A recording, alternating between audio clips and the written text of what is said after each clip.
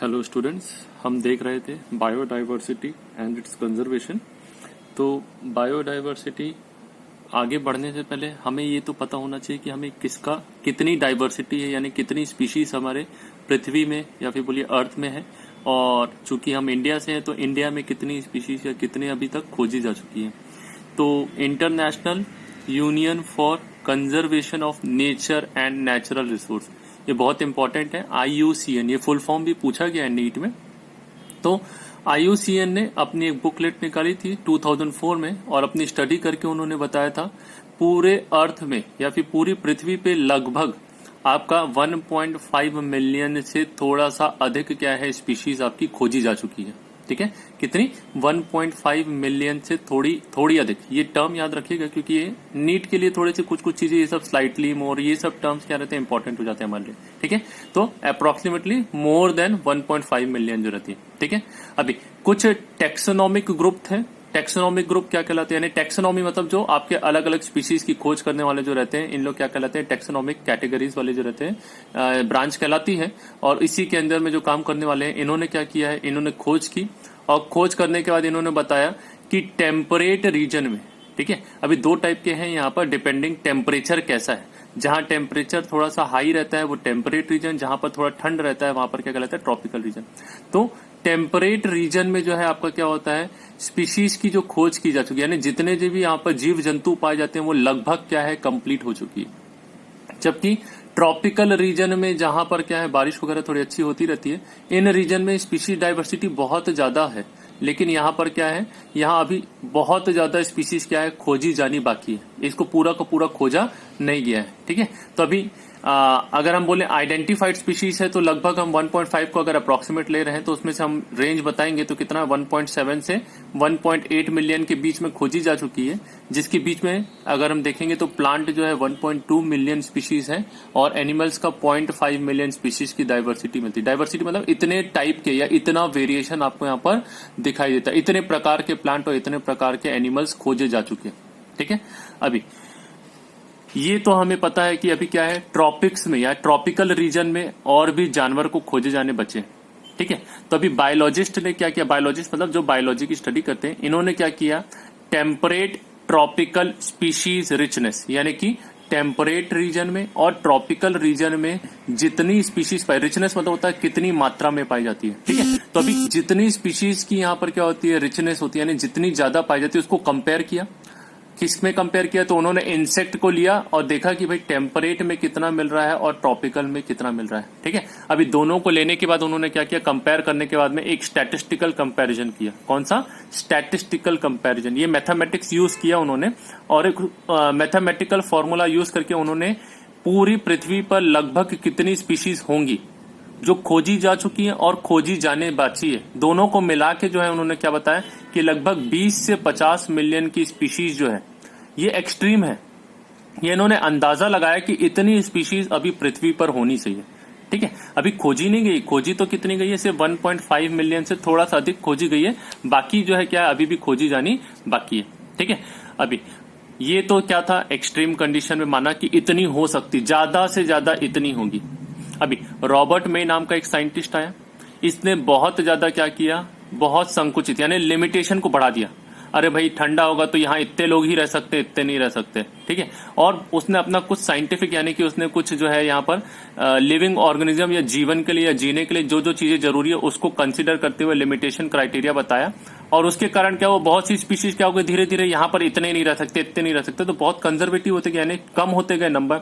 और लास्ट में उसने बोला कि ग्लोबल डाइवर्सिटी जो है ये लगभग कितनी होगी, 7 मिलियन के करीब हो सकती है। कितनी?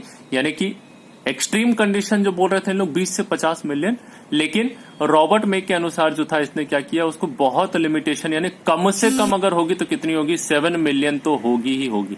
ठीक है, अभी रॉबर्ट मे के इसी एस्टिमेशन को लेते हुए फिर बाद में जब कुछ स्टडीज की गई तो कुछ इंटरेस्टिंग क्राइटेरिया हमारे सामने आए थे।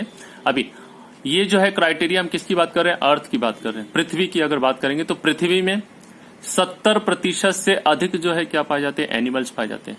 जबकि प्लांट में आपका bryophyte, gymnosperm, angiosperm, algae, fungi, ये सब 22% से अधिक नहीं है, यानी 22% से ज्यादा नहीं है, नॉट मोर देन 22%, और ये मोर देन 70% एनिमल्स होते हैं। ठीक, अभी एनिमल में भी हम कंसिडर करेंगे तो मैक्सिमम क्या मिलता है इसमें, इंसेक्ट मिलता है। एनिमल्स में भी मैक्सिमम इंसेक्ट मिलते हैं, और टोटल एनिमल को अगर हम देखें तो उसमें 70% इंसेक्ट होते हैं। बाकी बचे हुए 30% में आपके जो भी हैं, जितने भी आपके फिशेस हो गए, एम्फीबियंस हो गए, ये सारे के सारे जो है क्या है, बाकी 30% में आएंगे। 70% तो आपका यही जो है आपका क्लास इंसेक्टा जो रहेगा, यही क्या कर देता है, कवर कर लेता है।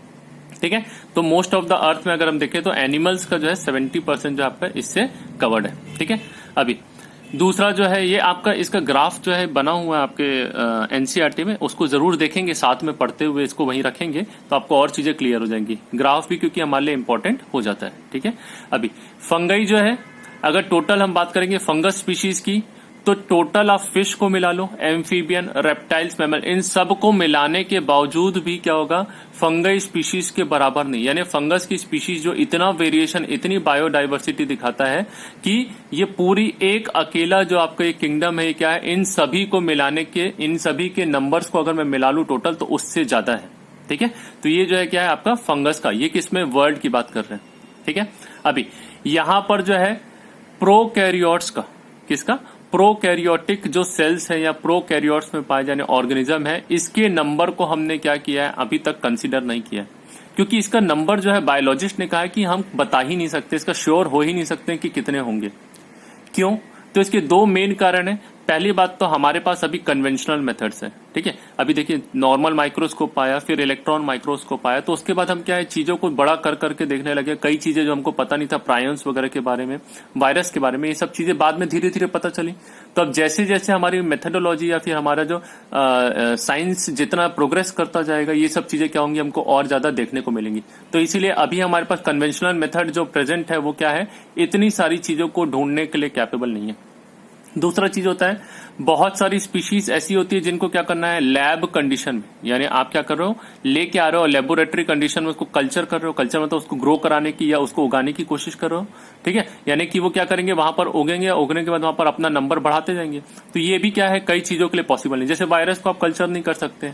ठीक है, तो इसी प्रकार से और भी बहुत से ऑर्गेनिज्म है जिनको नॉर्मल कंडीशन में आप ग्रो नहीं करवा सकते हो। तो ये कारण है, इसी कारण से क्या होता है, प्रोकैरियोट के नंबर को हम श्योर नहीं बता सकते। फिर भी जैसे रॉबर्ट मे ने क्या किया था, कुछ अपना, यानी कि कुछ रॉबर्ट मे के अलावा कुछ बायोलॉजिस्ट ने कंपेयर किया था ना, और कंपेयर करके उन्होंने क्या बताया था कि एक्सट्रीम 20 से 50 मिलियन हो सकते हैं, स्टैटिस्टिकल एनालिसिस करके।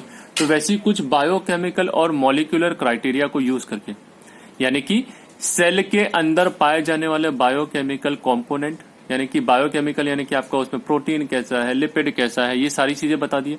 और मॉलिक्यूलर क्राइटेरिया को लेते हुए अगर हम बताएंगे तो इनके अंदर डाइवर्सिटी जो है क्या है, मिलियंस है।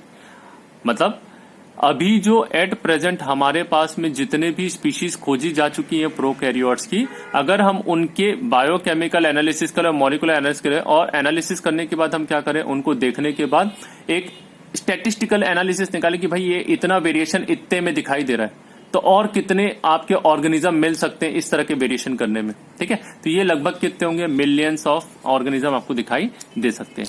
चलिए अब आते हैं, भारत का रहने वाला हूं, भारत की बात सुनाता हूं। तो अभी हमको क्या करना है, इंडिया की बात तो करनी पड़ेगी, और ये इंपॉर्टेंट हो जाता है हमारे लिए, और नीट के हिसाब से भी आपके यहाँ पर क्वेश्चंस आते हैं। ठीक है,